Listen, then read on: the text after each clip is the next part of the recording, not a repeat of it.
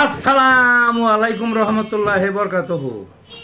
তে বন্ধুগণ, আশা করি আল্লাহ পাকের রহমতে সকলেই সহি সালামত আছেন। তে কবি গাজী এক্কাসাল ইউটিউব চ্যানেল 017140885009 এর পক্ষ থেকে আপনাদের সকলের প্রতি রইল একান্ত আন্তরিক শুভেচ্ছা ও ভালোবাসা। তে বন্ধুগণ, এখন আপনাদের সামনে যে বয়ানটা রাখবার চেষ্টা করব, বয়ানটার নাম হলো জনগণ আইন হাতে তুলে নেয় কখন। একটা কথা আছে না, জনগণে আইন হাতে তুলে নিছে। তা আমি এখানে বোঝাবার চেষ্টা করব জনগণ কখন আইনটা হাতে তুলে নেয়। আইন প্রয়োগকারী সংস্থা প্রত্যেক দেশে আছে, বিশ্ব সংস্থায় আছে, সর্বত্র আছে। যে কেউ যে অপরাধী করুক, ওই আইন প্রয়োগকারী সংস্থাই তো এগুলো দেখবে। কিন্তু জনগণে আইন হাতে তুলে নেয়, এটা তো চরম অন্যায়ের কথা, অন্যায়েরই কথা, এবং কেউই চায় না, আমিও চাই না, বুঝলেন না। আইন জনগণের হাতে তুলে নেয় কেন? কিন্তু দেখা যায় সারা পৃথিবীতেই জনগণের আইন হাতে তুলে নেয়। কেন নেয় সেইটি তো আমার কথা। কখন নেয়? এই ধরুন আমাদের দেশে যে এই যে হিয়া খান ছিল, আমাদের দেশে পাকিস্তানের সর্বশেষ প্রেসিডেন্ট হিয়া খান একটা জাতীয় ভোট দিল।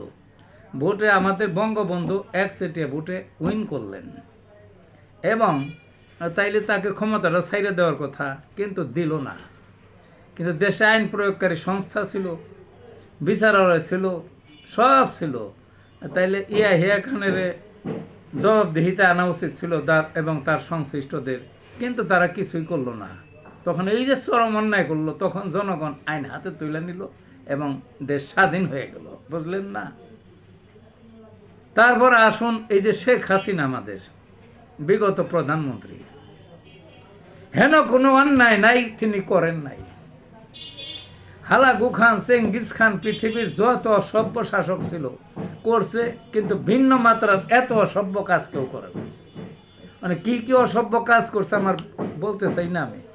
তাইলে তখনও দেশে আইন প্রয়োগকারী সংস্থা ছিল, গোয়েন্দা ছিল, ওই পুলিশ ছিল, বিচারালয় ছিল, সবই তো ছিল। কেউ কিছুই কয় নাই, কয় তো নাই, আরো তারা তার হাতে আরো লুইটা পুইটা খাইছে। তখন কি করবে? তখন জনগণে আইন তুলে নিছে।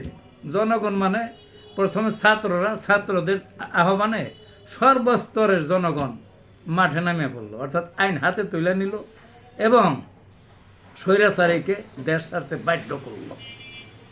আইন হাতে তুলে নিল বলেই তো জনগণ আইন হাতে তুলে নিল বলেই তো এই রক্ষা, বুঝলেন না। এইরকম পৃথিবীর যত বিপ্লব ঘটছে, রুশ বিপ্লব, ফরাসির বিপ্লব, যত বিপ্লব, যত দেশ স্বাধীন হয়েছে, দেখা গেছে এই জনগণ আইন হাতে তুলে নিছে, তারপরেই স্বাধীন হয়েছে।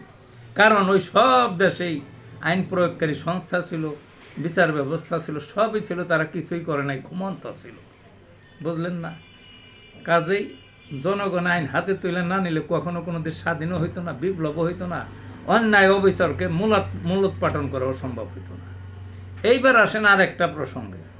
এই কিছুদিন আগে আমাদের ওই যে সাবেক যে নির্বাচন কমিশনার ছিলেন এক সময়, নুরুল হুদা, তিনি ধরা পড়লেন, শোনা গেল। এই ফেসবুকে অনলাইনে আমি কিছু দেখছি, ধরা পড়লেন তিনি উত্তরার থেকে।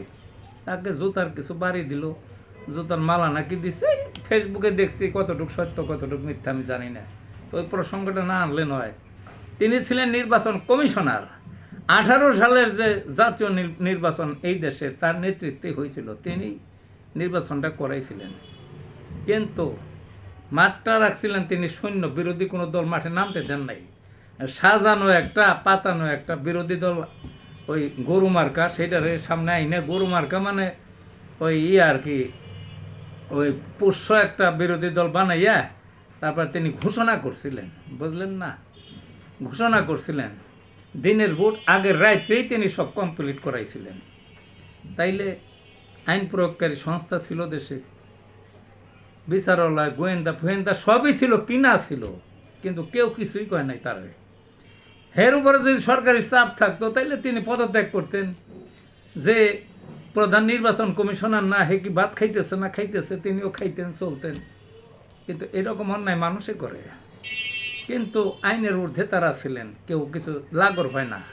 এখন আরেকটা কথায় আছে, তিনি সেই শেখ হাসিনা যখন পলাইল তখন তিনিও পলালো, কেউ দেখে না।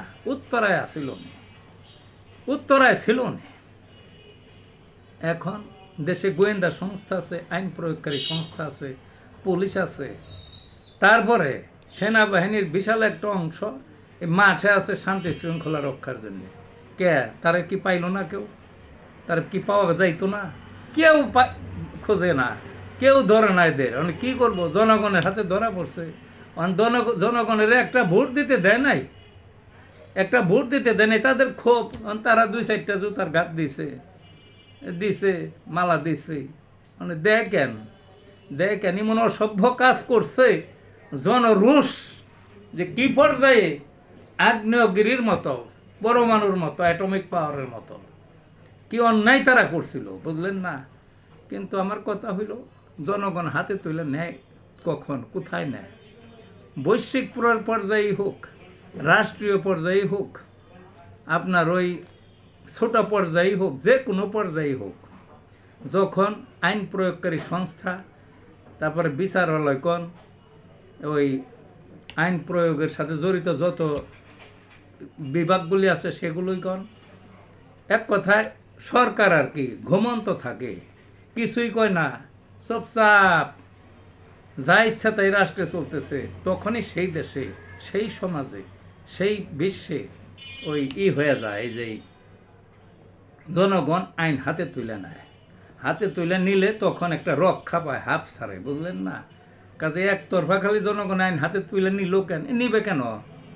যে দেশেই বা যেখানেই হোক, যে সমাজেই হোক, যার উপরই হোক, তুলে নিবে, জনগণ আইন হাতে তুলে নিবে, শুনবেন, তখনই মনে করবেন এর পিছনে একটা কারণ আছে, চরম অন্যায় করছে, বা তারা চরম অন্যায় করছে, এই রাষ্ট্রীয় কর্তৃপক্ষ চরম অন্যায় করছে, এই জাতি চরম অন্যায় করছে, ওই লোকটা চরম অন্যায় করছে, তার এটা ফল। কাজে আমার অনুরোধ থাকবে, সারা পৃথিবীতে কোন বৈশ্বিক জাতিসংঘের অধীনে রাষ্ট্রের, প্রত্যেকটা রাষ্ট্রে, তারপরে বিভিন্ন জোট আছে পৃথিবীতে, সামাজিক পর্যায়ে আছে, সরকারি বিভিন্ন বিভাগ আছে, আপনারা আইনের যথেচ্ছা প্রয়োগ করেন, একে সঠিক প্রয়োগ করেন, জনগণে খেপবে না কোনো দিন, কেউই খেপবেন না। দেখবেন যে জনগণের জীবন আর কোনো দিন আইন হাতেও তুলে নিবে না। তে বন্ধুগণ, ভালো থাকুন।